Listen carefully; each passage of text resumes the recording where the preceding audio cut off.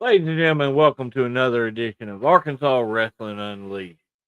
That's where we talk about Arkansas wrestling in general. Uh, Sorry, my other monitor was glitching out. Oh, what's going on?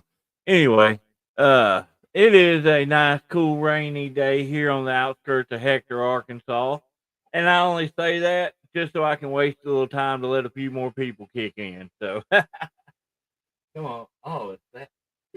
Why is that doing that? I don't need it anyway.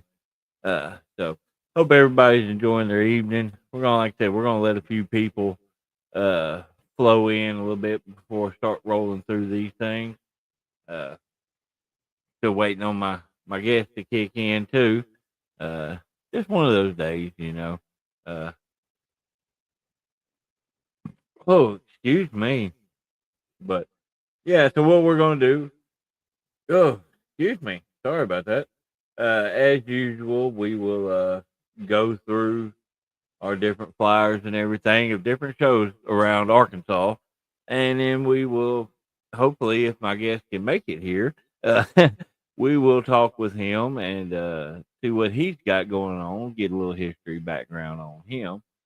But it's a little different from my normal SDU stuff. This is more serious if you haven't kicked in, tuned in before. What we're doing, like I said, we go through all the different Arkansas wrestling shows that I have flyers available. If you do not see your flyer, it means either I did not come across it on Facebook or you didn't send it to me. So don't take no offense to it. I just I put over what I can find. So or that I see or somebody sends to me. So that's just kind of how it flows. Normal routine stuff like we do every time we do this. So so I'm gonna go ahead and get started. Hopefully we can get some people watching. Hold on just a second. Let me do something here. Work it. All right. So we'll go here, here.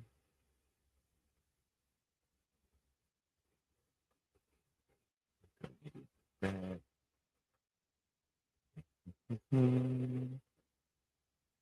Burning a little time trying to get some more in here. So all right. So we got that done. Like what I was normally do. So again, like I said, we are here. We're gonna put over Arkansas wrestling. Like I said, if you have not tuned in before, we just go through the different shows and I do interview afterwards. Hopefully, he'll be able to make it in today. He did say it would be cutting a little close. What's going on, Al? Good to see you, man. Uh,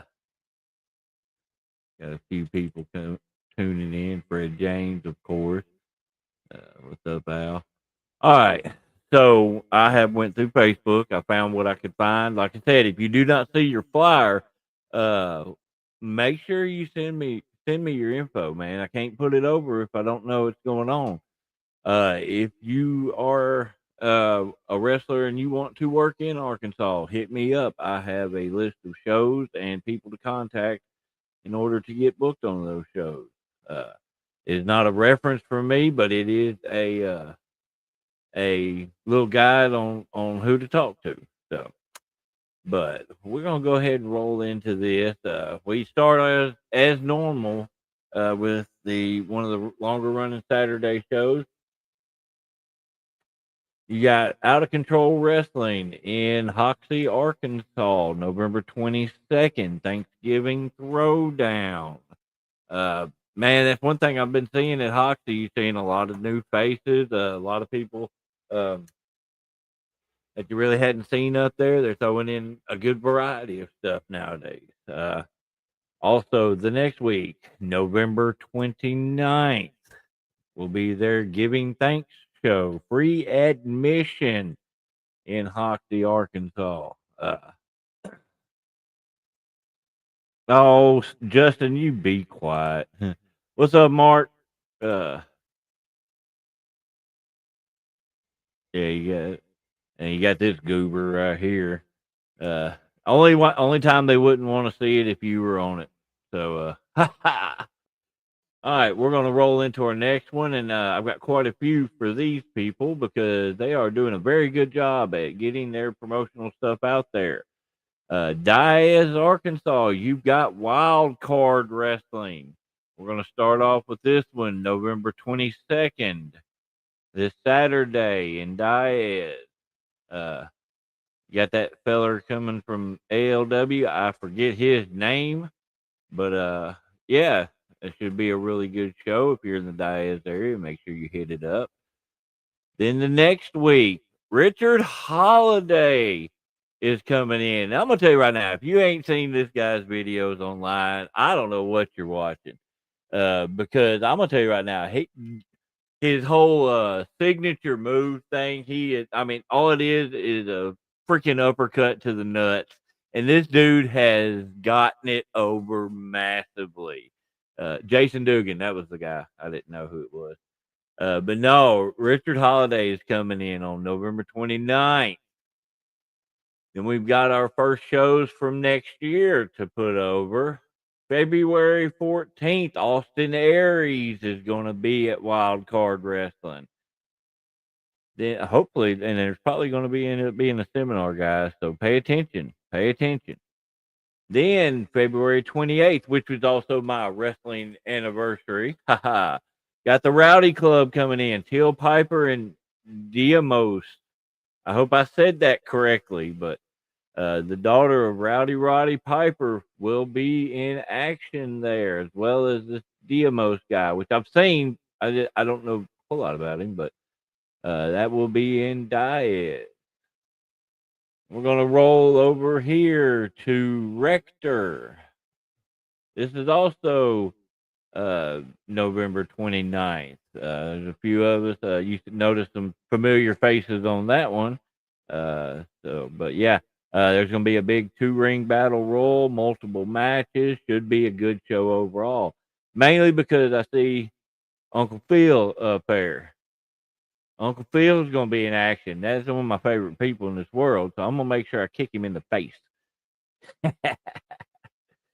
All right, we're going to roll over here this Friday night in Osceola, MCW. And this is just, they had multiple flyers out. This is just the one I grabbed. But they run every Friday night. So if you get a chance, get over there and watch them. All right, now we're going to head over to Dardanelle, near my neck of the woods. Gladiator Championship Wrestling is going to be holding what they call the Gladiator Bowl. And you notice right there in the middle, you've got freaking Mike Bennett is coming in, and he is also going to be doing a seminar that day. So if you have the opportunity to learn from Mike Bennett, I highly suggest you take advantage of that. If I wasn't on the other side of the state that day, I probably would. We're going to roll down to Mountain Pine, Arkansas here. This is November 22nd, this Saturday, WrestleFest 8. I believe this is their 8th year anniversary. Main event, double title match. Sebastian Envy and Drayshawn Prince, which should definitely be the match to see that night. Roll down here, December 13th. Haybarn Championship Wrestling will be in Prescott, Arkansas, their annual Christmas show, which I did not get to download it, but they will also be having a toy drive that night. So if you're gonna be in attendance that show, make sure you bring a toy for a kid, man. December 6th at Vino's in Little Rock, Arkansas, you got TAC Wrestling 8 Crazy Fights. It's going to be a tournament to crown a new TACW champion. Unfortunately, Grayson Beckett had to have surgery, so he had to relinquish the title. November 23rd, Hype and Glory will be in Fouke, Arkansas. Fouke? I hope I said that correctly. I don't know. I know there's a Fouke Monster, so maybe that's where it's from. But Hype and Glory, you got my boy Ring Bully Remsen right there on the front. Man, that should be a good show. It's on a Sunday, so if you get a chance, get over there and take a look. We're gonna roll over here to Mariana, Arkansas, the CEO for All Pro Wrestling. Is going to be there, and they're also earlier in that day they will have a pro wrestling camp that is completely free. If you are able, get over there and do it. I've seen people get booked because of that camp. December 13th, Inhumane Championship Wrestling will be in Corning, Arkansas. These guys right here always put on a hell of a good show. Very good show there. I got a few more here. Wrestling with Pride this Friday at the Greene County Fairgrounds. If you're over in that area, make sure you hit them up. If not, TNR the very next night, Fight with Fire. It's going to be a Marmaduke Fire Department benefit show. If you don't catch TNR there, roll on over here to Leechville on December 13th. 'Twas the fight before Christmas. I had to say it slow because I knew I'd screw it up. And finally, this Saturday, MACW Golden Opportunity. You see right there, it's a 4-man ladder match. Apparently, is their main event. So yeah, we'll see how that goes. And the reason I left that one for last, hold on just a second. Waiting on the AWL Fire with my ball me, man. Hey, you just got to wait your turn, Mark. Just got to wait. But I was saying the reason I left MACW for last is because I know there's going to probably be a certain somebody in attendance for this show, and he is my guest tonight, ladies and gentlemen, the Playboy Brandon Johnson. What's going on? Hey, David, man, it's good to be here, man. Good to be here. I bet you're sitting there wondering, like, man, is this guy ever going to shut up? No, I was looking at, and I know this because I see a lot of it come through, but just how much wrestling there is in the state now, and man, that's exciting. It's exciting news. Well, and I guarantee it, that's not even all of them. That's just the flyers that I came Oh across. yeah. People sent to me. I'm sure there's a lot more that I missed. Yeah, I'm always amazed. Just I've been doing this a long time, man. 1998, and there was a few years there where it felt like wrestling was kind of on the downward slope. There wasn't a lot going on. Shows were few and far between, and now it looks like there's almost always something. So that's exciting news. In the state of Arkansas, honestly, if you can't get booked in Arkansas, you're not doing something right. Because there is every weekend there is a show somewhere going. Like OCW runs every Saturday night. MACW is running what, twice a month now? Twice a month now. I believe it'll go back to once a month in the summer. But yeah, and then Fridays you got MCW and Osceola. Saturdays, Wild Card Wrestling is every Saturday, and there's a ton of shows that are running once a month or once, and then a few that's running once every 2 months. There's a lot of wrestling in the state of Arkansas. Oh, excuse me. Now, Brandon, I don't know how much you've watched of this or anything like that, but well, off and on some. I was thinking this.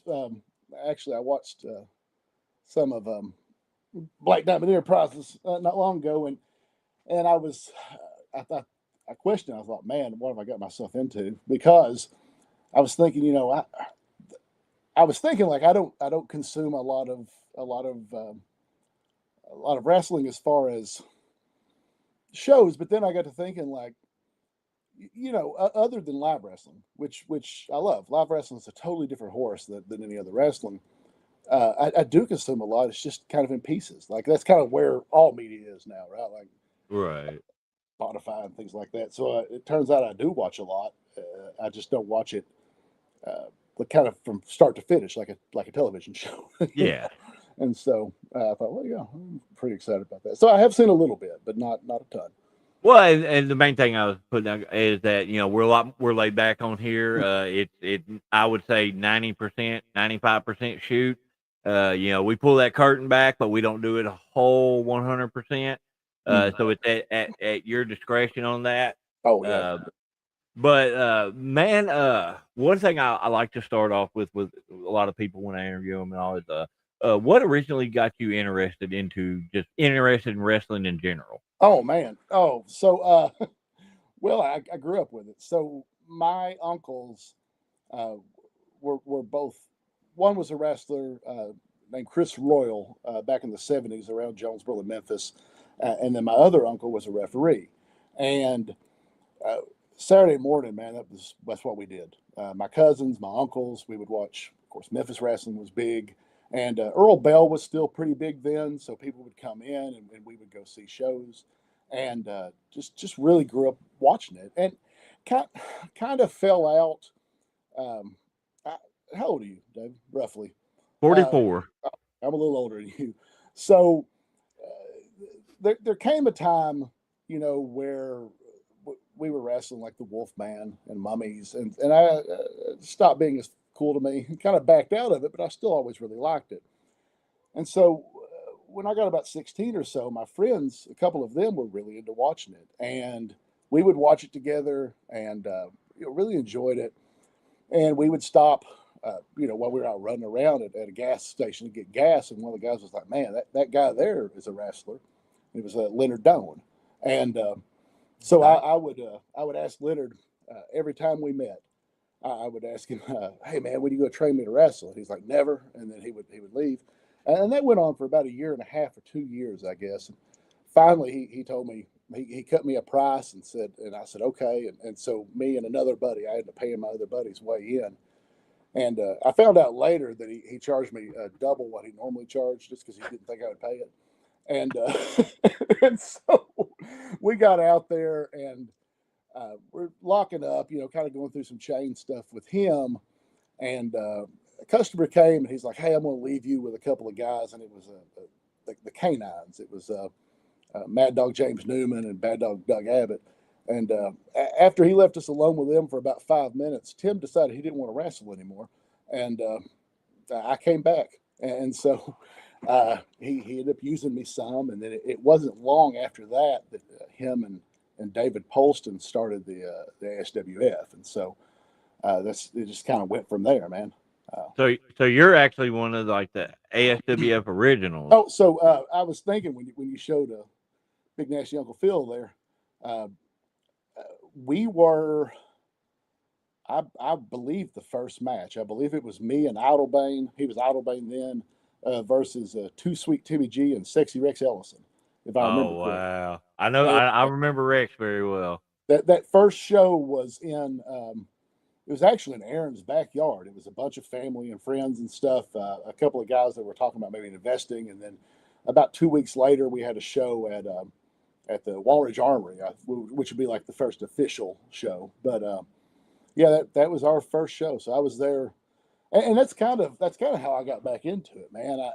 So for years I would kind of joke around with when they would put up the ASWF Hall of Fame, and then MACW came in and theirs as well. But they would put up the Hall of Fame, and I'd always kind of bitch on Facebook about like I guess every referee's going to make it in the Hall of Fame for us because Hey, Fred James is in their Hall of Fame Fred James. in the Yeah, fan section. My yeah, buddy yeah, Fred, he's yeah. in there before I ever Well, I they ain't even thought about me yet, so I well, get it. they had put someone in there. I can't remember who it was. Who was pretty new, and I would just all the time be like, well, I guess if the referees are going to make it, whoever sold hot dogs will make it before us.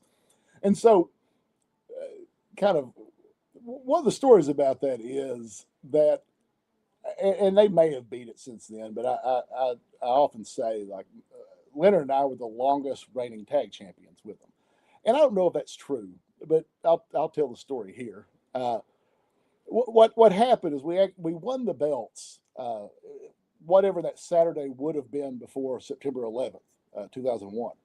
And so when we won the belts, September 11th happens, and of course Armory's pretty much shut down for almost 2 years. And so there was probably maybe 3 or 4 shows. We did a couple of shows behind Mike's Tire Service back in the day. We did a show, I think, at Clover Bend at the old school. But other than that, it's not that we, defended the belt on again and off again for 2 years. It's we had 3 shows in 2 years, and so Wow. and so which works really well for the kind of character I portray. So, and the whole reason I teamed with Leonard in the first place, and he's one of my best friends, but and I've already told him this story. Um, God, he's the stiffest man I ever worked, and I thought, if we were tag team, I wouldn't have to be hit by him very often, and so. That's kind of what led to the centerfolds and the whole, because he was doing the Night Hunter gimmick at the time. Him and I can't remember, Mark Johnson or I can't remember his name. Saved my life. And I had mentioned tagging with him. He's like, yeah, man, you could be a Night Hunter. And I was like, no, that's not going to work. I said, I would really like to see Luscious Leonard come back. And he was like, oh man, he said, I work for the city and I can't be telling people I'm luscious and then like picking up like their garbage and stuff. And I was like, no, I think you can. Like, I think that would be great. And so Yeah. I was dating this girl at the time. She was about 6 foot tall, and we talked her into being. She was like the niece of Hugh Hefner was the story, and she was looking for the two most attractive men in wrestling, and she found Leonard and myself, which is fantastic. And and so she bailed out like a month in, but it stuck, and so Yeah. so when they brought me back in finally, Craig called me and said, "Hey man, are you interested in being in the Hall of Fame?" And I was like, "Man, it's only taken 15 years." Like, yeah. And I had Hey, such a good time backstage. Crusher, you missed the Flyers already. We put you over, man. Come on. No, I'm just messing with you, dude. Go back and watch it. I see a lot of people here. I know. It's good to see these guys. Yeah, yeah. Yeah, we man, it's so much fun. I asked Craig about coming back, and my plan was never to come back as Playboy. I was like, well, we'll talk to someone, we kind of figure out what they do, and kind of get a plan. And then it was about 5 minutes before we went out. It's like, so who do you want to be? And I was like, man, I've not even had a chance to talk to the dude yet. And I said, I guess we'll be Playboy. And so that's what we ended up being. So, but Oh, and it worked out it perfect. worked out well. Let's go back to the beginning though. Mhm. Because you did wrestle for a while before Oh you yeah. you stepped back and then the manager thing. What was your first match? Oh God. It was in Hardy, and it was me, and he wrestled as Sniper. John was his first name. I'm gonna be honest with you, buddy. I can't remember his last. And we wrestled the Canines at the old Hardy gym, and so, Which incarnation of the K9? that would have been Mad Dog and Bad Dog, Newman and Doug, Oh, and okay. and so the plan of this show was to end it with a battle royal, and that was the plan all around. Well, they decided to scrap the battle royal, and the reason they decided to was there wasn't a huge crowd. I mean, we drew pretty well for Hardy, but kind of a smaller crowd, and they were like, "Hi, Yeah. we're just not going to do this." And I remember Sniper being like, "Man, I want the battle royal." Like he just like really, and finally Leonard was like, "Okay, fine, man, we'll do the battle royal." The canines got a hold of him, and I remember I could hear his voice being like, "Stop the battle royal, please, someone stop the." Like they put him like into an air conditioner vent. It was crazy, man, and that was the first. So it was AWC then, is what Leonard wrestled as, and I don't know if you ever met them, but there was the Cooks out of Missouri. It would be Michael Lightning Bolt Cook, and they called his dad. They ran Malden, I believe it was. Mm. They were That's also AWC. probably way before my time because I didn't grow up in Arkansas. I grew up Oh, down in Louisiana. oh yeah, So no. So they were also AWC, and when Poston started running, Cooks came in and worked for him a little bit or with him. We got a little upset, and they were like, "Man, we've had like a trademark on this name, and whether that was true or not, I don't know." But he changed it to ASWF, okay. and then later, after Leonard and Poston kind of split off of there, Leonard got with this guy named Danny Paradise, is what they called him, Daniel Wilfon, and they started. What was it? AWF, and so it was me and of course Leonard and Rex Ellison. John Roderick was there a lot. Kid Dynamite was with that. That's where Cody Davidson or Cody Daniels now would have got his start at. So man, it's a great locker room. We ran that for a couple of years, and when it kind of shut down about that time, man, I'm just getting older. I mean, I'm almost 50, and I broke my neck and my back in two separate occasions, and so very much limits your move set.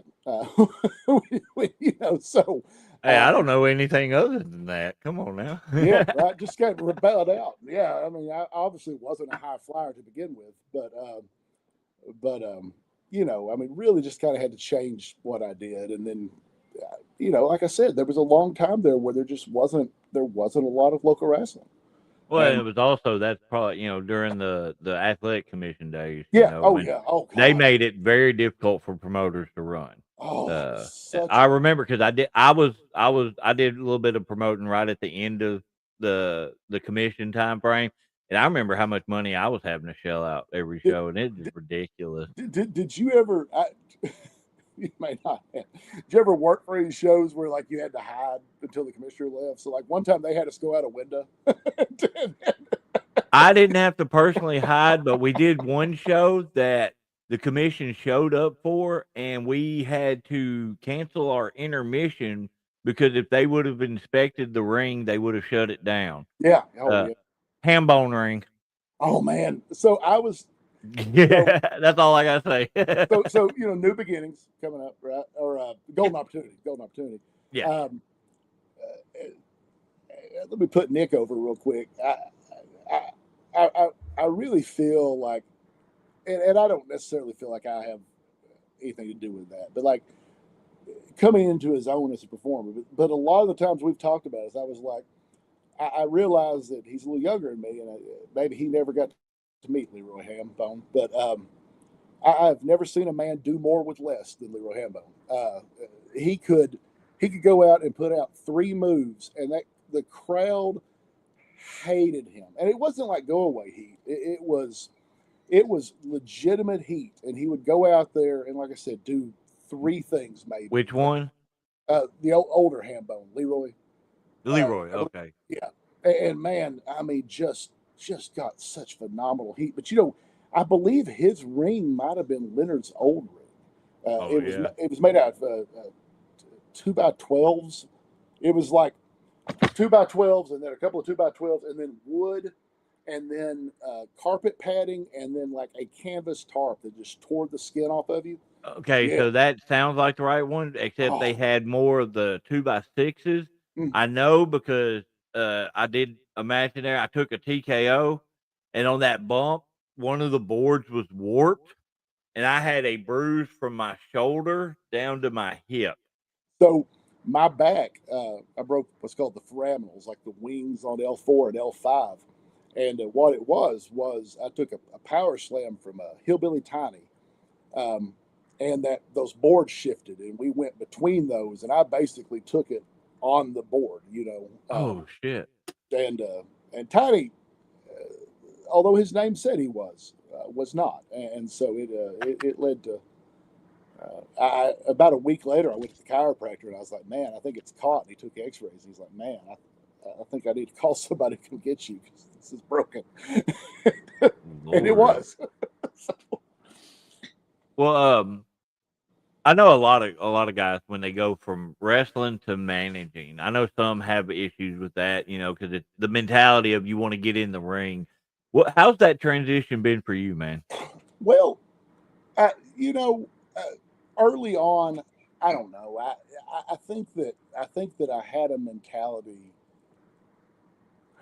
I think early, especially, I kind of had this mindset of like,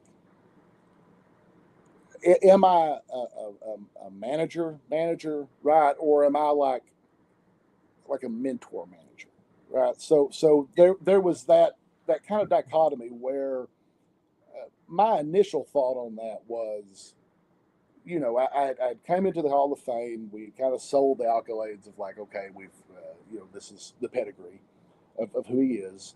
Um, Now I have these two younger guys, and so when we started, uh, we tried to figure out like what we were going to call that group.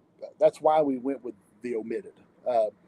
because the whole idea was right. Like I was angry because I had been snubbed for X number of years, 15 years or so. At the time, we had a DJ Hall and Ray Collins, and I would talk about how these guys are here, week after week after week, and someone walks in the door that's friends with Craig, and they're going to get a title shot, like they've been overlooked. You had you had Cody Murdoch, who was half of one of the most decorated tag teams they had there. Man, McLean leaves, and Cody's just kind of shelved, man. And then we ended up with Nick Scott, who had spent a year off basically after being like Yeah. kicked out of the building. And so, I have this group of guys who have all kind of been overlooked and left out. And I kind of looked at myself at the time of like, okay, well, obviously, I don't have the cardio to wrestle anymore, but like, be a threat. And there was, I think, a little, I don't want to say tension, but there was some kind of like, as a manager, like if the wind blows, you should fall over. And I was like, I understand the traditional, like this is how we've always done manager. And I'm not saying like at any point like we should go toe to toe, but I'm not exactly the Grand Wizard. I'm not. I'm not Jimmy Hart. I'm 6'3". I'm 300 pounds. And I'm a 6-time champion. So like let's use that and tell a story. And that's kind of where we've gone with that a little bit now. And again, I mean, I also get beat up a lot, But basically, the thing is you're not as bad as you used to be, but you're still a bad man. well, and so, man, and I might be the only one that thinks this way, but I do a lot of I akin wrestling a lot to comic books. I really do, right? Like, and so. But there's a couple of points I'd like to make here, I guess, and we'll go off on a tangent for a second. You're fine, man. But when we have like, when you look at a lot of the supervillains, especially like when you end up with like, Batman,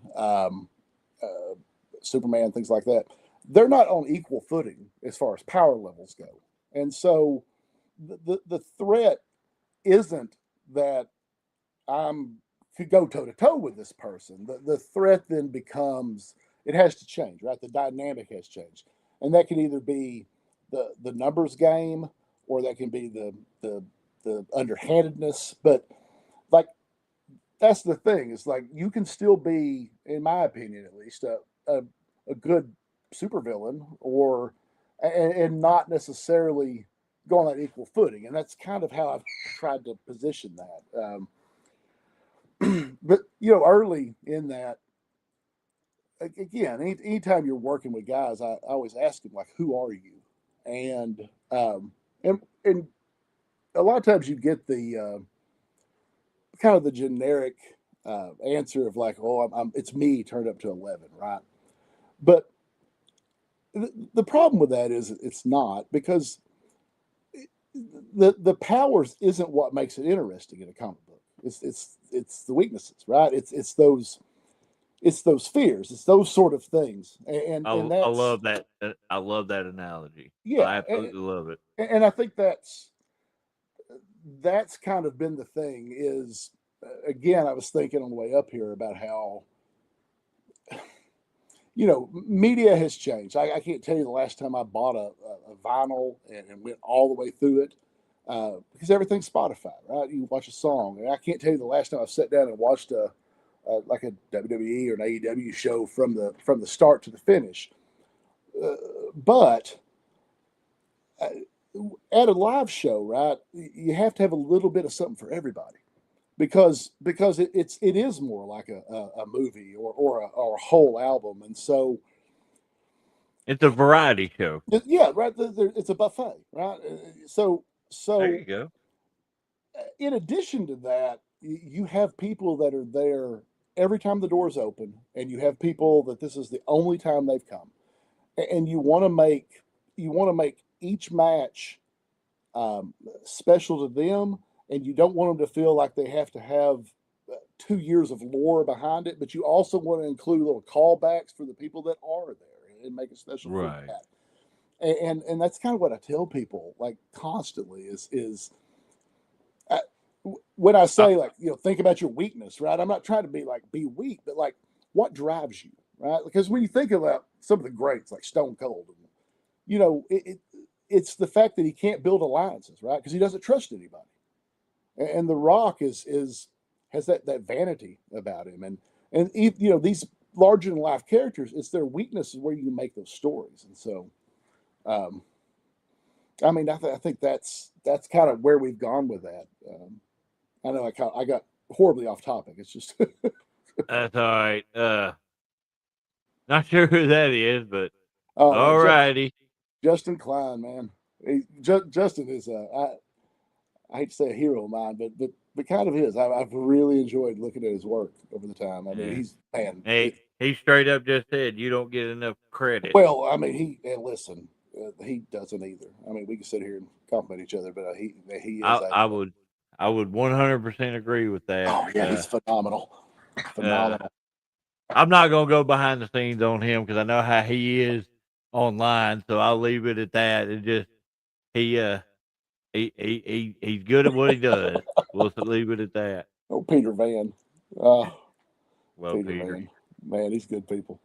Uh, I wanted to kind of give you some flowers on this. I was, for years I've seen a lot of, I guess you'd call it kind of supernaturally gimmicks, um, and with the exception of you and the Crawleys, which they're not the Crawleys now. Forgive me for not knowing who they are now, but the outbreak. yeah, but look, those are the first couple of ones I think I've ever seen where it felt like it was done right, and it wasn't like I'm invincible. Because it's hard to be invincible when you're hit in the face, right? So I tell a lot of guys, like people like the whole no sell and stuff. I'm like, yeah, if a freaking 5-year-old walks up and bops you in the nose, you're not gonna be like, you're gonna be like, ow, son of a, well, it hurts. you So know. I did a lumberjack match when we kicked Ray out of the omitted. Um, he, I can't remember how we said. Basically, it was like if he beats anybody, like if he wins this match, he can pick a match with anyone they omitted. And at the time, um, there were some tag champs, and that was kind of the thing. Is like, yeah, he'll pick one of them, and he picked me. And so it was a lumberjack match. In fact, I screwed myself into it. I was like, yeah, you can even be a lumberjack. He's like, well, the omitted will jump in. And buddy, I took a buckle to the face, and strap match ain't real comfortable anyway. But boy, that buckle, And so yeah. I mean, it's tough, but yeah, so many people tried to do that for years. Just tried to be like invincible, and again, I mean, the whole thing falls apart once one lick, man. But yeah, I really enjoy y'all's and the outbreak as well. I feel like both of those bring that spooky vibe, but also enough realism, right? So there's got to be a suspension of disbelief, and those do that, and so I really dig those. I appreciate that, man. Man, my goal is to make other people look good. Yeah, And like I get I'm this big monster guy and all like that, but yeah, you any kind of monster character has to have some kind of vulnerability. well, So and I was thinking, and I realize like the locker rooms I've been in since I've been back into it have been pretty minimum. I did get to go to Osceola when Derek retired. I didn't do anything; just kind of hung out in the dressing room. But I knew a lot of those guys. So, oh goodness, what are their names now? The two guys that are basically running it. talking about the claps. Yeah, okay. So they were the East Coast Bad Boys. Yeah, Serpent years ago. and Yeah, C Money. I just remember them as the East Coast Bad Boys, but we worked them a few times, like back in the late '90s, early 2000s, and those guys were phenomenal. And it's one of those things where, like, when someone makes it big, like it's hard to understand. I think like how much of that has to be luck? Because if anyone should have at the time, like those guys were like the Hardys, like I mean they were just phenomenal at the time, especially. You know, I'm sure now that they're my age, it's a lot harder to flip, you know, off of 3 stories. But man, watching them then was just like it was hard to do a match with them because you were so amazed watching what they were doing. You know that you had to police your face that you weren't like, holy crap. And That's why I love my gimmick. I can make weird faces and laugh, and it's okay. it's sometimes, man, there's a couple of guys in the crowd. Um, boy, they'll say something, and it's so hard. It's so hard to not just also be like, I got it, man. uh, but yeah, I was there, and of course with us at MACW, ASWF. But you know, there has it seems like there has been a shift in the culture uh, where it feels a lot more professional wrestling, at least in the areas I've been in, right? Because Okay. early in the day, it was a lot of, I mean, everyone self promotes, but I mean, it was mostly like, I'm the baddest man here, blah, blah, blah. And now it is a lot more like, what's for the good of the show, right? What's for the good of the business? What's for the good of, because that's kind of, that's really how much I look at that, or how I look at that is at the end of the day, uh, I, I'd like I'd like for myself and the promoter and everyone in the back to get paid, of course, and I would like the crowd to leave happy and feel like they got their money's worth. And Well, you want it to be a whole entity in its yeah, own because, yeah, like, say if there was one show that I worked and it was that was never a very large crowd, but they were always there. That most of them were there for one specific person, so they ended up having to make him main event just so people would stay the whole time. And Mhm. then they saw what these other people were doing, and that's what got them to stick around. Did you ever work the old Dixie Dance Hall? Any was it ever around when you were man? I've only been around just shy of Oh, 11 years. oh no, I think they probably tore So it down, probably too. So Reggie Montgomery, I love Reggie. the Ebony Idol, he had a promotion that he ran there, and I can't. I mean, maybe I'm wrong, but I couldn't believe that everyone in that place wasn't there just to see Reggie get beat. Like they hated him so bad, and he was so good at it. And yeah, I mean, and I mean, again, like you know, building that.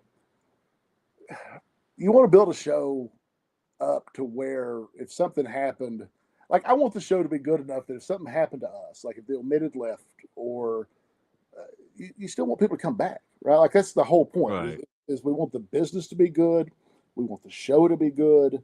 Um, One it's thing I always enjoyed doing, when I was helping out with a few things is I wanted anybody on that card, you could feel like they could be moved into the main event scene yeah, without yeah. any issues. That was always my goal. Well, and so much in that is also trust, right? Right. Yeah. You have to. I mean, you have to trust that everyone on that card is in it for the right reasons, which isn't always easy. Yeah. You have to, like you said, I would like to know that at any given moment you could replace one person out of one and with another, and you still have a high quality match. Mhm. Um, and man, it's so weird that we're in a business that's full of big egos, but there's also not a lot of room for big egos. Right? There's no small parts. I mean, I come from a I didn't mention this, but you know, before I got into wrestling, like I come from more of a theater kind of background, and there are no small parts. Yeah. I mean, there's a lot of mostly what I do is character work, um, and those are not typically the big main event things. Those are more, you know, the mid cardy kind of things, and those are good things, man. I mean, they really are. And that's I mean that's kind of where I want to be now. Is I kind of want to be in a place to where people who are trying to get in that maybe don't have their footing, right? They don't know really who they are. They haven't maybe determined maybe you know mic skills are a skill. You're not born with them, and maybe they haven't figured out quite how to talk yet, or maybe even what they want to say yet. and you can give them that cushion, right, to grow as a performer. And that's really kind of how I see myself. When you talk about like how do you see yourself as a manager, is Yeah. I think I give people a cushion so they can perform, so they can figure out who they are. I also am able to do some of the maybe the more funny spots that might make a worker look more weak. If it happens to me, it doesn't really matter, right? Like, Yeah. I mean, I'm not trying to do anything anymore. So, Well, talking about that stuff, Justin actually asked the question: whose careers are you steering these days? well, so right now, Slick Nick Scott is the only one in the omitted. We recently lost Cody to uh, he left and went with oh goodness, I know his Morgan Morgan oh Williams. Morgan Williams. I don't know why I forgot his last name. I told Matt Williams, I said, I can't believe you picked the least popular Williams. I said, you know, his mom introduces him as this is Matt and Matt's brother.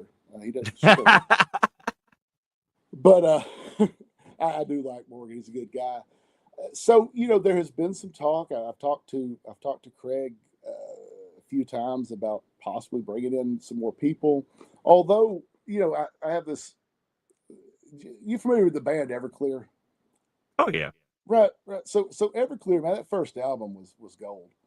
But I mean, the whole thing's about being mad at your dad. And like once you're living in a mansion and you got like, you know, 5 girls in the Ferrari, it's hard to be mad at your dad. So right, like it's hard to make a second album about oh dad sucks. It's not genuine I anymore. don't know. Eminem did a lot of. Well, he really hated his mom, man. That's a different vibe. But that's kind of where the omitted is now, right? Like all my guys now have had belts, and and since they've all had their championships, we're not really omitted anymore. And so Nick and I were talking the other day, like where do we go now, right? Because you don't want it to get stale. You don't Hey, want it to be. hold on. Casey, I see your comment Oh, in the. I see your comment down there. We will get to that in a little absolutely, bit. So absolutely. keep going, Uh, bud. no, I was just like you don't want it to get right. You don't want it to get stale, and so I do think that whoever maybe we are able to bring in, you know, we need some of who that is to kind of decide where the future goes on this. And so, man, I think it's where we are. You know, I've already kind of changed the vibe up from the teacup and the bow tie, mostly because I kept tearing shirts, and those The are expensive. appointed. I mean, The Craig, appointed. we are far from appointed from Gregory. Man, Casey, as far as being a worker, I feel like David can give you way more advice than I can. But as far as being a character, I would, again, I would flesh it out to the point that it's silly stuff you're never going to use. Like, why? What's the motivations? What do you want? Like, what would this guy order for dinner? Right? Like, you're never going to use that. It's never like you're going to have a mic spill about it. But knowing those sort of motivations and knowing, like, again, not just the strengths, but like what's the weaknesses of this person. And it doesn't have to necessarily be like silver bullets in the case of my werewolf friend here. But I'm not a what that werewolf. well, That's Bruce. I mean, I'm just a psychopath that's borderline schizophrenic. I was gonna So say both of you a little wolfy looking, man. I'm not gonna lie. that's just because I ain't got no teeth. I think it was the growling actually. Hey, That did hey, it for, Cato, if you want to hit me up, man, I'll get you a list of companies and who to contact. So just let me know. well, and I kind of miss the teacup too. I still have it. It makes me laugh. What teacup? What Oh, is this? I used to come out with a teacup and a little saucer. The problem is Oh, the, the the problem is when I moved over to having the cane. So after the last time I got beat to death, the cane is the cane. Oh God, I should have done it years ago, Peter. Because you have so much extra room, right? You can point with it. You can the gestures become bigger. It's a great weapon. Um, it's so versatile, and it's tough to hold the teacup on the saucer with the cane and then get a microphone. And man, it's just you're just constantly juggling like china and canes, and it's just the worst. And so that's why it got retired. I got to figure out a way to bring it back. I haven't thought of. I need a butler. Really, is what I need. Hey, hold on, Cato. I don't know if I've got you on Facebook because I've got this streaming to a buttload of different places. But David Barmore, on Facebook, just hit me up and I'll get you the info. Gabriel wants to know, is that a nod to Dr. House? so let's kind of go back on the Playboy gimmick for a minute, and then what it's become. Yeah, I was gonna ask you about that. Initially, kind of already told you. Initially it was, man, we're the two prettiest people in professional wrestling, and you've met Leonard, I'm sure. Like, it's been a while. I think I've met him once or twice. By looking at both he and I, it is obvious that neither one of us are the prettiest people in professional wrestling. Well, I mean, that's what makes the gimmick perfect. Right. That's what makes it fun. Come on now, Sexy Rex had a belly out to here. Come on. I love that guy. I loved him. Loved him. But Sexy Rex wore his ring gear. I saw him one time at Walmart, and he was wearing the vest, just the vest. And oh man, I had so much fun with Rex. I really miss Rex. Like, I did, except for the time he chopped me right on my spine with those little bitty hands. Oh. I legit stood up, turned around, and grabbed him by his chest hair. Did you ever wrestle John Roderick? Hot Rod? Yeah. Actually, earlier this year for the first time, man. I worked a tag match against him and David, and then I worked a singles match with him. Roderick has like a hand that's nothing but bone, and those chops, God, they sucked. It's like God, he's 20 years old, older now. I mean, this is you got to think about it though. When my first couple of years, I did a lot of matches with Ray Ivy. So I don't think I've ever wrestled Ray Ivy, but his dad Bill, I've wrestled. Little Bill. And if Little Bill was kind of on the way out at that time. He retired not long after that. That's the Dirty Little Gang had just kind of showed up, and you might say which iteration of them, man, I couldn't even tell you. I mean, it was right. There's been a lot of people in and out of right. It was Dave. It was Big Pun. It was this guy they called Jackknife, Little Bill Ivy. But by the time it was over, Kid Dynamite was in it for a little bit. Rex was in it for a little bit. That's what kind of broke up Rex and Roderick. Hey, even Dale was in it for a little bit. Yeah. So, I mean, there was a lot of, Leonard and I were in it for about 15 minutes. But, as I've kind of gotten older and, I work places now other than wrestling, when we came back, I kind of leaned into that, trying not being a playboy like I got all the ladies, but more of a man that travels the world, right? Like a playboy in that sort of aspect. And so, I talk a lot about, I mean, I have like in the real world, I have 3 degrees now and stuff. So I talk about like, I'm smarter than y'all. I have 3 degrees and I've done this and I've done this and I've traveled this and like you people and like you couldn't understand the culture. And that's kind of where the teacup kind of came in at was talking about like, how cultured I am. Somehow, and I don't know how, other than again, it's just cheaper. I've morphed into a guy that sells cigarettes by the cigarette at a store. And I mean, that's just kind of happened, right? It's kind of moved from, I'm smarter than y'all to I'm just sleazier than y'all.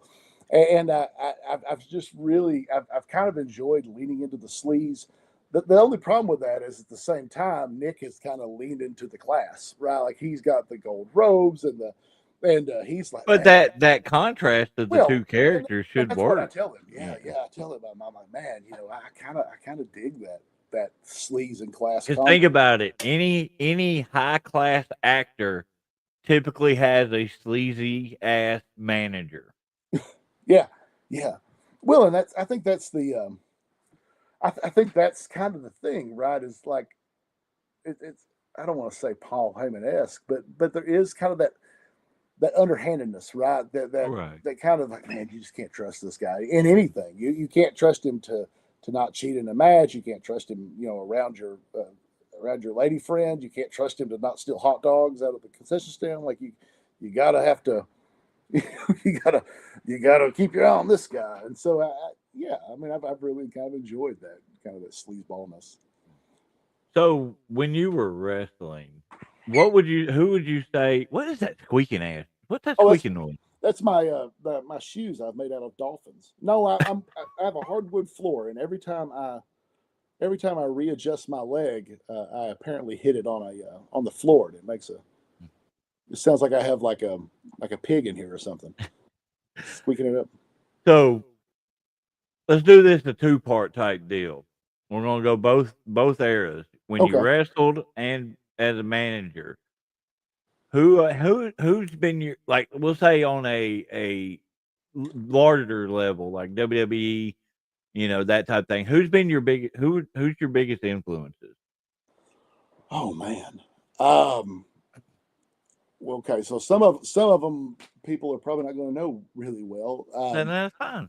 So my hero. In fact, I'm wearing his shirt. My hero is a Sputnik Monroe. I don't know if you know anything about Sputnik.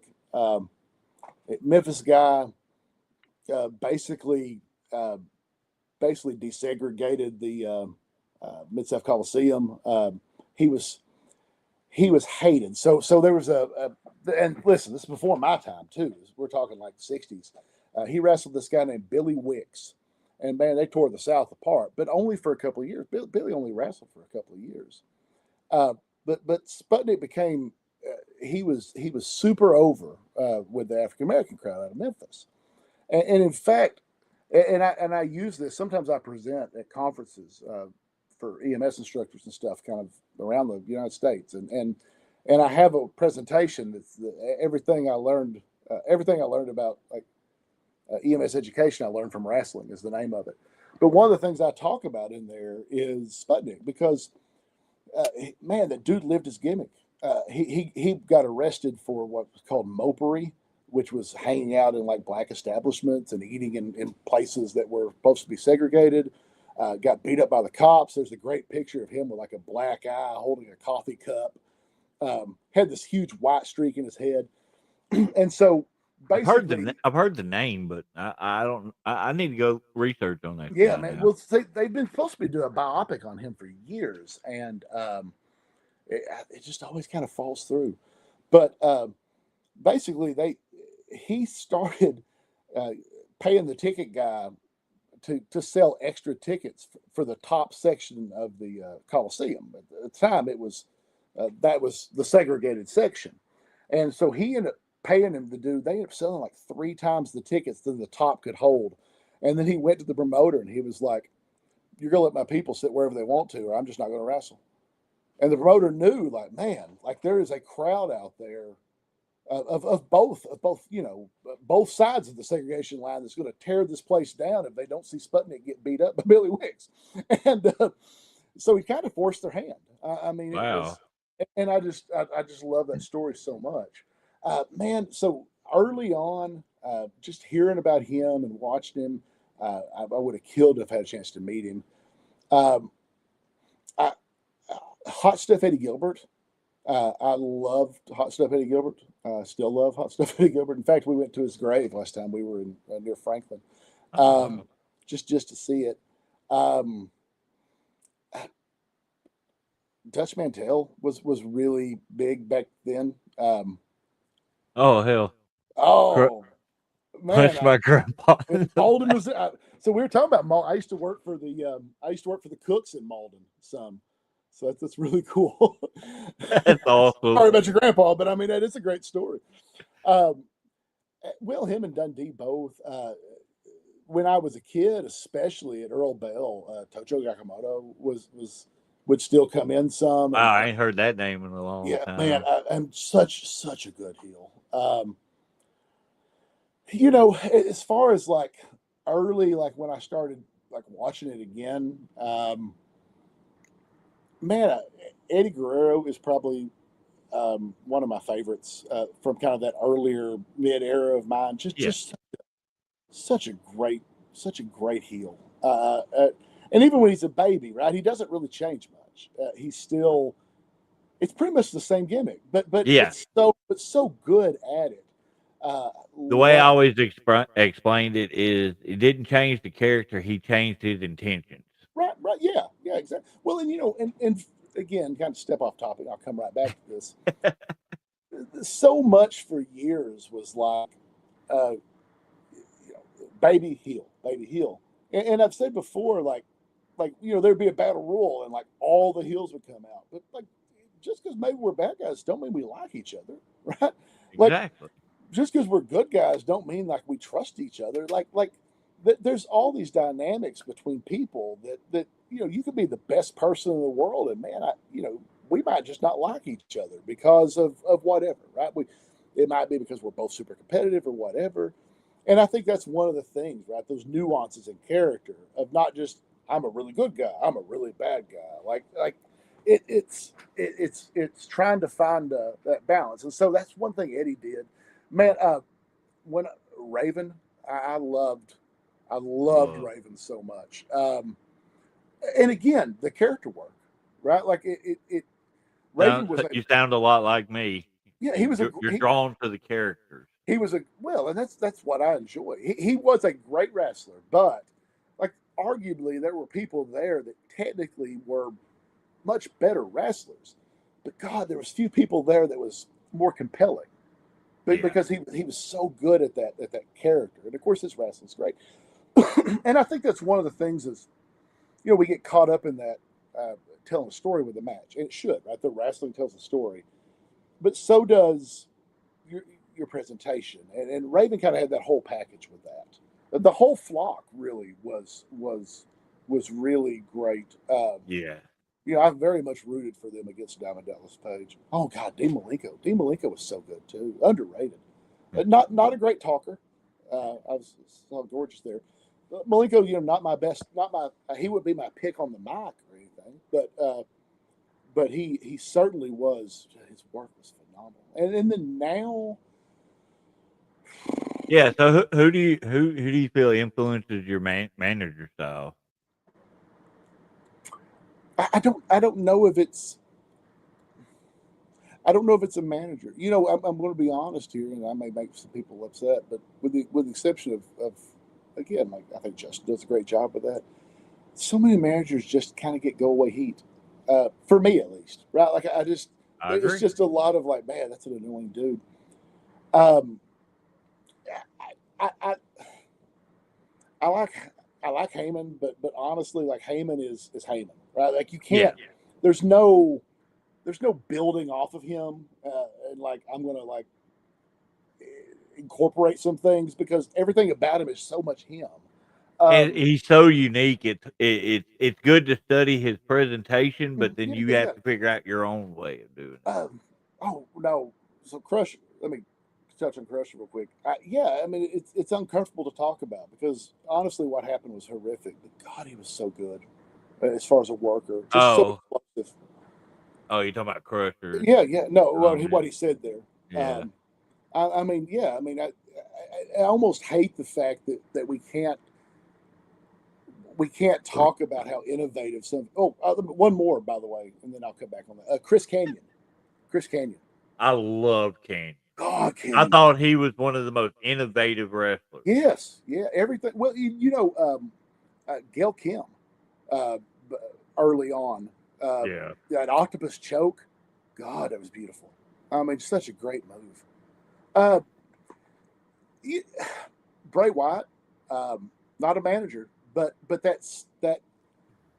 It's still an influence. that That that spookiness of not just the presentation, but just the way he would talk to people, and the way that the early Wyatt family would threaten people. Um, we did a lot of. I took a lot of influence from that early, especially when we had the big group, because like while we'd be talking, I would be getting closer and closer to Craig, while my guys were kind of coming in, right? Like the walls are kind of closing in on you. And so that was a big thing. I think I took a lot of inspiration from. Another one is not a wrestling thing at all. It's Lecter out Silence of the Lambs. Man, that's such a. Have you ever seen? I don't know if you've seen Silence of the Lambs, but oh yeah, it's what that's like my all-time favorite movie. the way. Oh yeah, me too. And we had this conversation the other day about it, about how like Lecter. It, in my opinion, Red Dragon and Hannibal aren't quite as good because they kind of focus. Well, Red Dragon is actually really good, but Hannibal, it's again, it's not the strengths, right? It's not the eating people that makes Hannibal interesting. It's that cageness of him. It's that he's The psychological side of it. it's what the psychological part of it, but also there's that you know how dangerous he is if he ever did get out, right? Like, and you always know that's what he's thinking about. He's not. I mean, I think it could be argued he is trying to help Clarice in a way because I think he is enamored with her, but it's also how am I going to work this to my advantage? And I think that's as we talk to people, you know, some people especially I may try to flatter and stuff like that because I kind of want that vibe of like how is he what's his scheme, right? Like what's the scheme? And so I think that's an influence. Um, yeah, but it's so difficult now though because early in the game, well, one there wasn't a lot of talkers. Um, a lot of us didn't even have a lot of microphones, right? Like early when we started, like it would be basically like your sound system was a boombox with a microphone onto it, and so um, Polston was one of the first people I ever worked for that had like a whole setup, had a speakers and had lights, and you know, I mean that was Yeah. and a lot of the guys, you know, like I was, they you know we were all about the same age, or I guess I was a little younger than some of them, but they grew up in the '80s where every promo was like, "I'm gonna beat you." You know, I mean, there was a few like you had Dusty Rhodes, Yeah. great promo work. I'll tell you who's underrated on his promo work is uh, Hanson. The Stan the Hansen. yeah the whole spiel. I got a big fat wife and 9 kids at home, and I got to feed them. Man, that's one of the great. It's one of my favorite. It's one of my favorite Mike spills ever. And oh, let me okay. Somewhat present now, by the way. Got Tony Storm. Uh, Oh, dude, God, so much did, personality. have you seen the one where she's talking about? He's like, and he gave me a lariat, tobacco dripping down my back. He gave me a lariat, and I'm not talking about the clothesline. It's just such Dude, a. she is like it's so over the top. It's amazing. And I told Cody one of the last matches we had when he was with us. I said I'm afraid that I'm slowly morphing into Tony Storm. I'm scared that that's where I'm headed. But God, I love it so much. There's nothing wrong with that. Oh, she's You so know. uh, you know, and yeah. So I mean, uh, early on though, like not like us talked again. It was like this Sunday I'm going to give you a whooping, and I would come out there and just say some of the I remember there's this woman that was just booing us so bad, and I stole this from Leonard, but I remember I said when we were wrestling, it was the Wild Boys, and they had a valet at the time, so it was Roderick and Cox, and one was booing us, and I remember I came out there and their valet said something, and I said I said, y'all have us all wrong. I said, I just want y'all to know I love this woman, and y'all can too for like $4.99. Like, and I remember that reaction was like it's like they saw a dog doing a card trick. Like it just blew their mind, you know. And I thought that's a lot of fun. And so we would do a lot of just kind of wild mock spill. And now it's so much harder because so many of those guys are so talented. Like we end up in a four-way between Austin Lane, Action Jackson, and Main Event Bradley. And you know, trying to keep up with those four or those three talking, God, that's tough. I get it. I mean, it's just like because normally, right? I feel like I'm two steps ahead of what I'm going to say, and you never know what they're going to say. Boy, Action Jackson's so tough to work with sometimes to keep a straight face on my end because he does. Try being in the ring with him. Oh, that crowd work! One time I looked over and he had gone out in the crowd. This was like a four-way. It was one of those. It was a Halloween show, or maybe it was Harding night, and he was wearing this person had this nose, and he had it on, and he was wearing this dude's nose, like sitting in the crowd with him, and it was like long, man. It was like, and you know, and then he came back in the ring, and you know how hard it is to like act like you're mad at a man that's wearing a 3-foot nose. Oh, Again, that's why I enjoy my gimmick where I can laugh because I made him crack a little bit when we worked at Tuckerman not too long ago. He got that camel backpack thing on. yeah. And he like took his drink and all, and I walked over there, grabbed it, took a drink. Is that vodka? Well, he's like, no. Gabriel or Peter might remember one of the guys one time took a drink of my tea. I handed the ref my cup while I did a mic spill, and he took a drink of it, and then he was like looked at it, and then the whole time he just kept acting drunker and drunker, like it was where we were going. So you said a few minutes ago that it's more difficult these days. Well, that was good. something. Well, but I was also going to say when it comes towards the fan, do you feel like it's more difficult to be a heel now than it was when you first started? Man,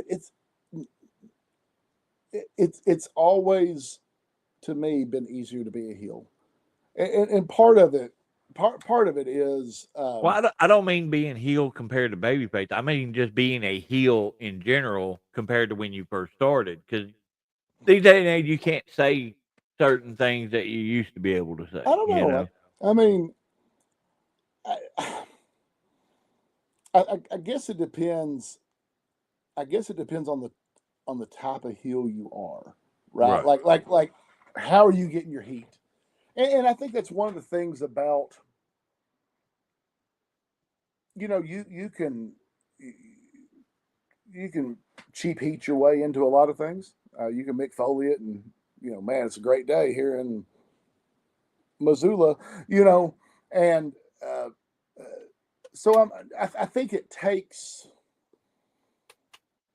I think it takes more investment on your part, like to really to get people upset, and again, it not be go away heat, and not be offense like I'm offended heat, but also listen. There's a freedom that comes with knowing right who I am, right? Because I'm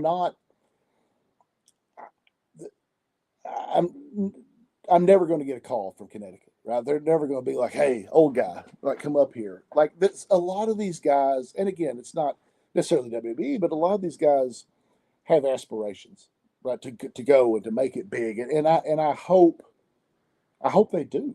Um, they have to police themselves a little more. But man, to quote the great singer Paul Cawthron, I got some fu money. I don't have to. Worst case scenario, man, you kick me out of here. Like I'm a paramedic, man. I've got, I teach. I got a lot of stuff going on, and so it's not like I'm going to starve. And I know that I'm a 50-year-old man, and I only have probably a few years left in this. Until it gets sad, and I don't want to be that guy. I don't want to be, You know, I mean, that's you want to leave at a point to where that was one of the most disappointing things. Is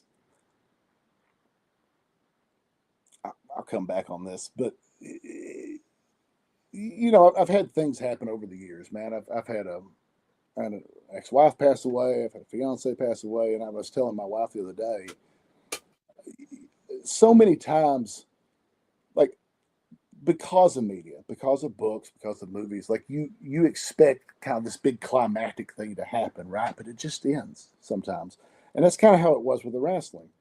It wasn't that like there was this big loser leave town match and I left my boots in the ring or something like that. It was the promotion kind of shut down, and everyone kind of went their own way, and it was years later until there was an opportunity to kind of come back at it. I would like it to end when it does end, and I hope it's not soon, but like when it does, I want it to end in a way that I want it to end, where I can say, okay, you know, I told the story I want to tell. Um, it's, you know, time to leave them in the ring, and it not be because it just kind of happens, right? And so that gives me an opportunity to, I think, have a lot of freedom that some workers don't get to have that are hopeful to maybe make a career out of this, because you know I can say those things. If they fire me, they fire me. But I mean, but also I think a lot of my heat isn't, for the most part, occasionally, uh, isn't offensive heat. It's more, it's more built around kind of, you know, I've worked now for several years, kind of in a professional setting, and it's kind of being those people that, I mean, there's always people that in those settings that you're just like, man, that's the most pretentious person I ever met in my life, right? It's not that, it's just that air of pretentiousness where they're just like, oh, they think they're better than me, like they can't do anything, right? They need me for literally half the things they do, and God, they just act like they, if, you know, this place would shut down if something happened to them, and the only thing that happened is we'd have a party, and that's kind of who I've tried to be, I guess, is just that pretentiousness. And so you can be pretentious and not really offend. Uh, it's more they just hate you because you think you're better than them. And I remember Leonard one time, me and him, he said, man, you act like you're better than these people. I said, I am better than these people, Leonard. So Dude, I don't think you could have answered that question any better. That was great right there, man. Because honestly, that's honestly an answer I've been trying to get out of people was, you know, because you're thinking of your heat, not just I'm going to insult these people. yeah, yeah, yeah, It I have to. How does my character yeah. make them not like me without just having the insult? You know. Well, I mean, I think, I mean, it's kind of like it was wrestling, right? Like you don't want everything to be low hanging fruit. I mean, occasionally you got to pick one, right? Like occasionally it's sitting right there, and I mean, you got to pick it. But for the most part, like yeah, you want this to be, you want this to be something that you can be proud of, right? It's easy to go out there and just be like, you're fat and you're ugly and you have bad shoes, but it's a lot harder to go out there. I had a kid, and I stole this the other day from someone too. But I had a kid screaming at me, and I turned around. I said, "You're awfully mouthy for someone who has the same haircut as his mother."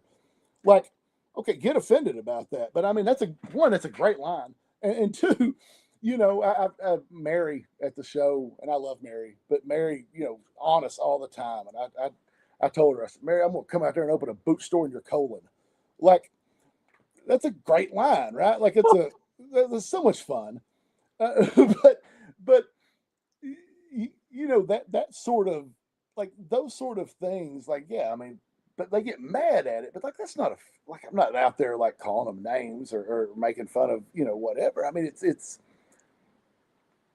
those sort of things are I think doable, but they take a little more thought or a little more pre planning, right? Yeah. You got to kind of figure out. You can't just go out there and be like, and you're fat. Because one, I mean, it's just mean. You don't want to punch down. You never want to punch down. I love that. I mean, I'm it's feeling that. Uh, Yeah, I mean, in real life, you might want to punch down, like as a worker. Like I'm not telling you never to hit anyone on the ground, but yeah, right. I mean, it's a lot like, and I know Gabriel there does a lot of comedy stuff, and he does the same thing. That's one of the things that's what kills a lot of comedians is you get famous and all you can do is punch down, right? And Like he it's not just funny said, anymore. Yeah, finesse is yeah, no, key. it is. It's finesse. I mean, so it is. It's you can move lateral, you can move up, but you I mean, at the end of the day, you know they've come and paid, and so you can insult them, but but you can't insult them in a way that lessens them because I mean you wouldn't be there if it wasn't for them, right? So you can insult them in a way that's insulting, that shows that I think I'm better than you, but for that to work, they have to see you get hit, gotta get your ass beat every now and then, man. I mean, and I think that's the thing, right? Is like the other day, CJ Blaine did a suicide, and I went over the rail back in there. Man, those people hated me. That was the greatest thing they ever. I mean, they loved that, right? I mean, occasionally, if you're going to be that kind of guy, you have to get to the point to where there's got to be a payoff for them occasionally, right? Yeah, And I think otherwise it's just them swinging in the dark. yeah, it's just you being mean to people. Come back next week, give me your money. Like that only lasts so long, right? But I mean, if they get a payoff, if you can, if they get to see you get your your just Get your desserts, come up. get your Yeah. come up. Um, and I think that's again that's part of the I think that's part of the fun of being a manager because it doesn't affect where we are in the win rankings, right? It doesn't affect where we are in the title chase. It doesn't matter how many times I get my ass beat or catch a spear or get pinned by a girl. None of that matters as far as Nick's climb or whoever I'm managing his climb. And so Yeah. that's Your goal is to get your guy yeah, over. and I get to have a lot of fun doing it because man, sometimes it you know there's a certain freedom in helping plan your own demise, right? I mean that it is. It's a lot of fun to be like, okay, and this is how you're going to get over on me. And they're like, oh yeah, yeah, that's a great idea, or that's terrible. Let's do this. And but you get to have that conversation. How long have you and your sister been married? I love Crusher. I love Crusher. Genetically, your children are the same person. You know that. Like it's, one of my So favorites when we come down that little aisle and little kids hold their hands out, and I always just look at them like it's the most disgusting thing that could happen to me is to touch this child, and and I mean, and it's funny because I'll tell you one of the best things that happened to me is working in a place that isn't my home because I get what Leonard was saying now. Like it's tough to come in and be like, I'm going to kill your dog on Saturday and then pick up your garbage on Sunday, right?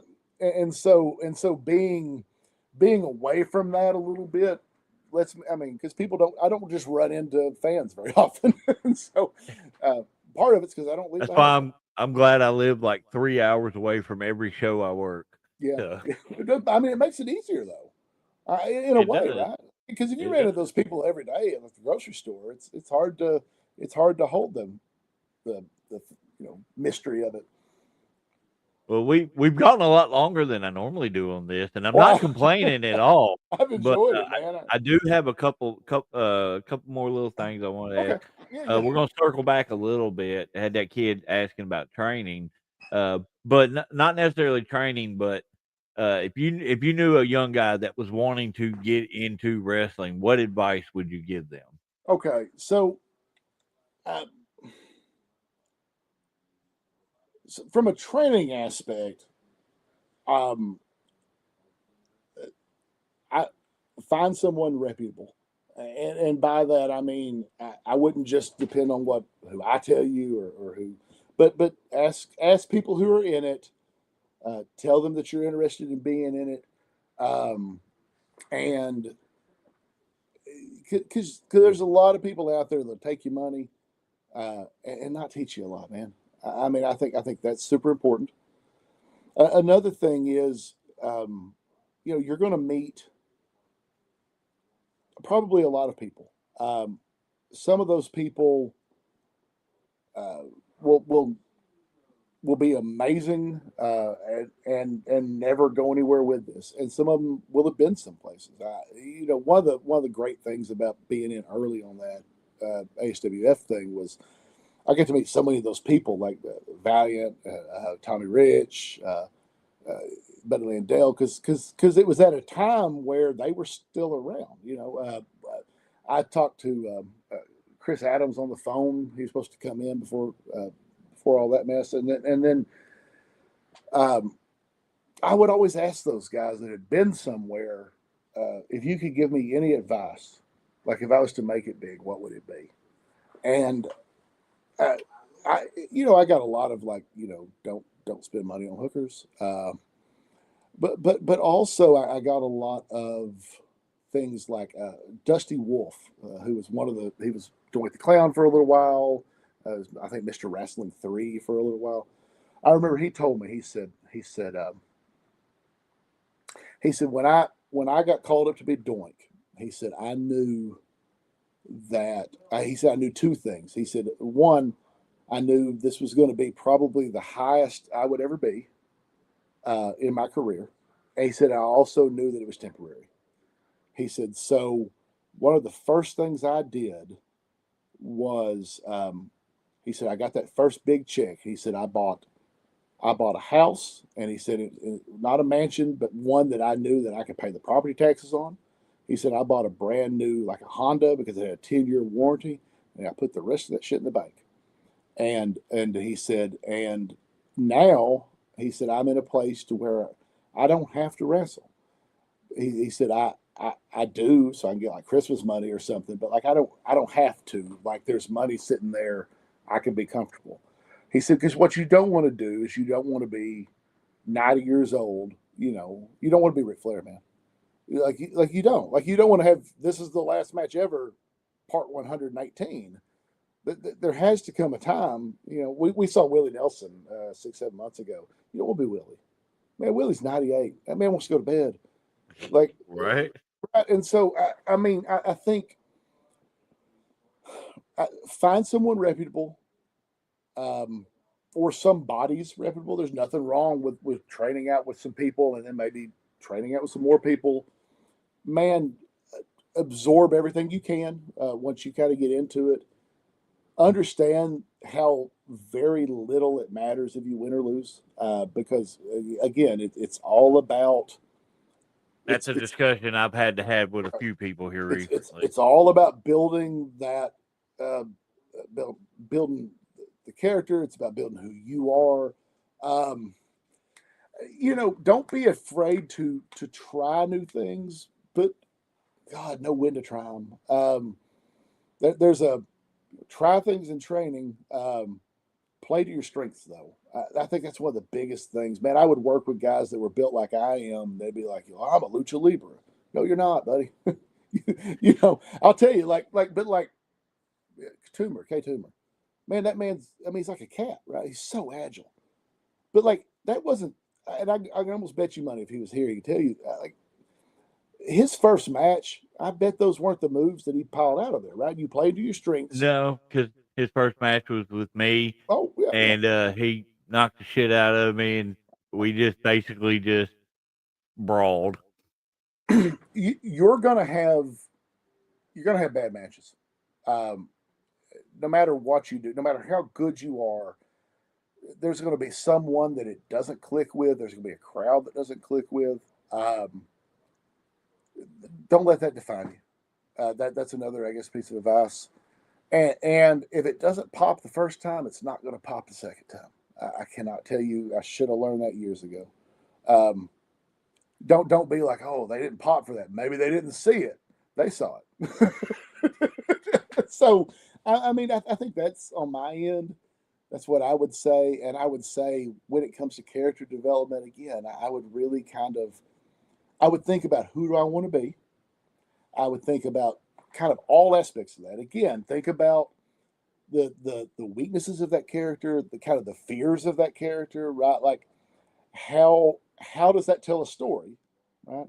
Because let's go back to wrestling telling the story, right? Like there'll be tons of people that get out there and their finishing move is like a DDT, and they'll spend the entire match like they'll work an arm for 2 minutes, they'll kick you in the shin for a minute, they'll do nothing but like low blows, and then they'll hit a DDT. But like, where's the psychology of that, right? Like, why aren't we softening the neck and the head?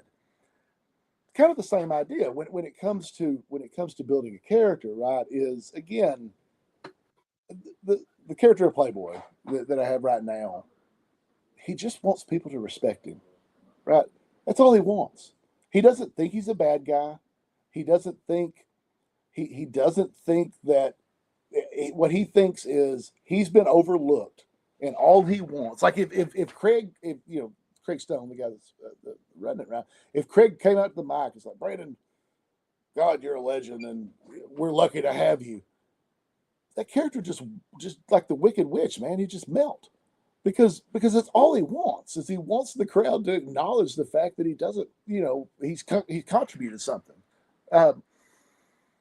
So that doesn't come up, right? It's not like every week we come out there and I'm like, oh, and I just want the crowd to care about me. But those little things, right? And we built, like Gabe said, we built more lore on that. So I told when we kicked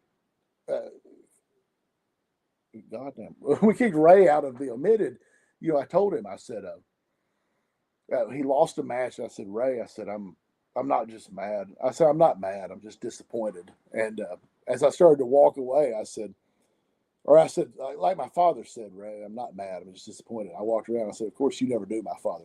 You would rather have been mad. And they just mauled him, right? Like we built kind of that lore, though, right? Of like, no one's ever respected me, right? It's always been, Dad was disappointed. You people forgot me, et cetera, et cetera, et cetera. And yeah, no, I think Crusher right there, man, I could not have said that better myself. Because again, I mean, realize you're part of something bigger than you, man. I mean, it's a business. I've bumped into a few guys that tried to train and then realized that they couldn't just do the fancy stuff. They had to Yeah, learn the yeah. basics, and they didn't want to do that. Well, and you gotta lose sometimes. You're gonna have to lose sometimes. You're gonna have to kind of look at like a fool sometimes. Because again, it's for the business, man. We're there. There's three things that I always tell young guys when they want to start. Number one, keep the ego in check or lose Yeah. it completely. Yeah. Number two, be patient. Number three, have a thick skin. Well, and I think one more I would add to that is be open, because there's opportunities a lot of times that will show up. Don't come in. I mean, come in, stay the show. You never know when there's going to be a run in, when someone's going to get hurt. I can't tell you how many times someone said, "Hey, man, can you go kill 5 minutes? Can you go kill 5 minutes while someone's car broke down on the way in or whatever?" There's those little opportunities are there. Take them, and sell yourself, but don't sell yourself like I won't go under. Sell yourself as, what can I do? What can I do to help the show? What can I do to make the show better? What can I do to improve? Man, debrief after every match. What went good? What didn't go good? What can we do? I mean, those things are so important. One of the best things I heard not too long ago, Nick Nemeth was at Memphis. And one of the things he said, and I heard him say it on Busted Open Radio as well, he goes, actual wrestling is the least important part of professional wrestling. Oh, yeah. 100%. Hands down. And that's coming from a guy that's been at the top. Well, and again, I've spent almost 30 years as a paramedic too. Well, EMT and then a paramedic now. Yeah. But very similar. It's tribal. It's a family. Realize that wherever you go, you're going to meet someone that's heard of you or know someone you know. So like, not the level of respect like when you come into the dressing room, you have to be like, please, sir, may I shine your boots? But like, be careful who you're a jerk to, because you don't know. I mean, again, like, you don't know who people know. Those things matter. It is very much it's a small world, man. And we ran into Jimmy Valiant at a fair, Jonesboro here fair, a few years ago, and he was like, "Hey, Brandon," and I was like, "Man, it'd been 20 years since the dude met me." Uh, you never know, man. I mean, again, so like, yeah, just sell yourself, but sell yourself on what can I do to make things better, and what can I do to improve. Not that I'm the best thing ever. Because there's always, dude, there's always going to be someone better than you on the mic. There's going to be someone better than you in the moves.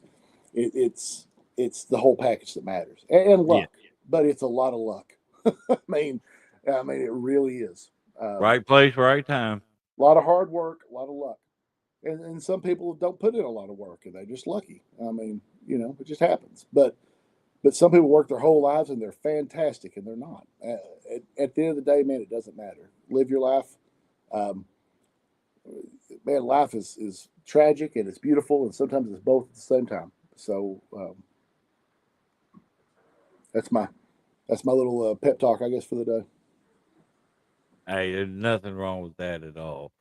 Before we cut this loose, the last thing I got to ask, this is always the one I ask. Most time it's wrestlers, but I know you've been in both aspects of it. If this weekend, not necessarily saying the show that's actually happening, but if this coming up weekend, if this was your last time being part of a show, how would you want your last show to go? How would you want that to go? Um, Say basically, how would you want your retirement to happen? I, man, I think especially for this character, I think the only way for it to end properly is a redemption arc, right? He needs he, his whole thing has been about ASWF. ASWF has merged. It's got to be something that ends in some sort of maybe self-sacrifice to where the company stays with ASWF or the ASWF keeps whatever. Like, I think it has to be some sort of, he realizes there's something bigger than him. And that's what he's really always cared about. I think that would be it. How that would be set up, David, I can't tell you, but I mean, I think kind of that closing of that arc, right, is, if I could pick any way for it to happen, it would be that, whether that be to, end up helping, helping the baby or helping Craig, or doing something, just something. I think though that kind of closes that arc. And so, like a face turn would, I think, be do the right thing. I think that would be how you close that chapter. Love hearing that with his son. That's Oh awesome. man, That's yeah. awesome. You can't tell the story any better than that. No, I mean, no. I'm afraid my son would hurt me for real. He's a fireman. He's so much better shape than I am. It's disgusting, right? You look over at it, you're like, oh, I hate everything about you, kid, with your abs and your. Oh Lord. Well, Brandon, man, I really appreciate you being on here David, tonight. I've loved it. I'm we're gonna go ahead and cut this off, but don't go Absolutely. nowhere. I want to talk to you after we go off the air. Sure. But everybody that tuned in, we appreciate y'all. Like I said, and if you just tuned in, make sure you go back and watch at the beginning, the first 20 minutes, just going over flyers and everything, putting over wrestling shows. If you're interested if you're a wrestler and you want to work in Arkansas, hit me up. I have a list of probably 99% of every show that runs in Arkansas and who to get a hold of to be a part of it. So if you want that information, just shoot me a message and I will get it to you. Well, man, and like I said, I don't know a lot, but if anyone ever needs any advice or man, how am I going to get this guy over? I mean, if I can do anything to help, again, this is what matters. Holler at me. I'd be happy to. We appreciate you, man. But everybody, thank y'all for watching Arkansas Wrestling Unleashed. Tune in next Thursday for standard special dummies unit, and then the next Thursday. That next Thursday that's Thanksgiving. We might move that to Friday. because I might be too fat to move. So, but and then 2 weeks from tonight, we will be back for another episode of Arkansas Wrestling Unleashed. If you are a promoter, send me your flyers so I can put you over. Thank y'all for watching. Good night, guys.